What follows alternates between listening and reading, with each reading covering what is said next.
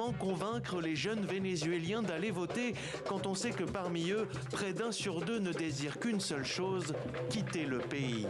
Une tâche difficile pour ces militants de Futuro, un mouvement pro-gouvernemental qui entend donner une image jeune et dynamique du chavisme version Maduro. Il reste encore beaucoup à faire dans tout le pays. Nous en sommes conscients, mais nous sommes sûrs que la reprise économique, avec tout ce que nous connaissons, va s'étendre et se développer.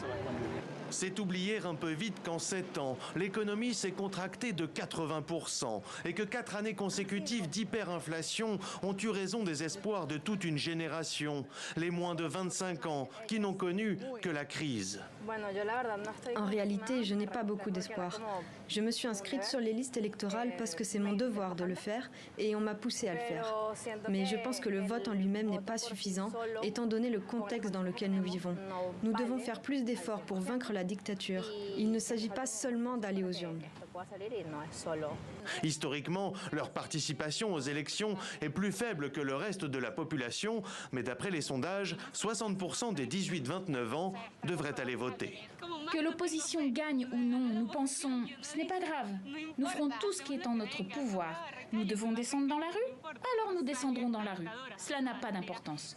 Peu importe ce que nous devons faire, l'important est de se débarrasser de cette dictature.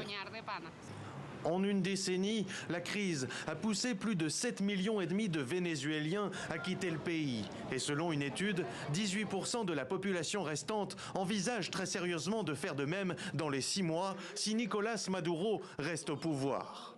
Pour tenter d'inverser la tendance, cette jeune politologue fait le tour des universités. Elle a réalisé un podcast où elle invite les jeunes à construire le Venezuela de demain.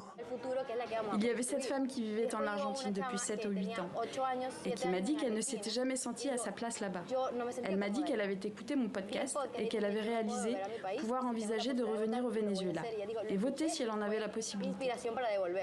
Les listes électorales du scrutin du 28 juillet prochain comptent 600 000 nouveaux inscrits. Mais selon les estimations, sur les quelques 21,5 millions de Vénézuéliens appelés aux urnes, ils ne sont réellement que 17 millions d'électeurs encore présents dans le pays à pouvoir voter.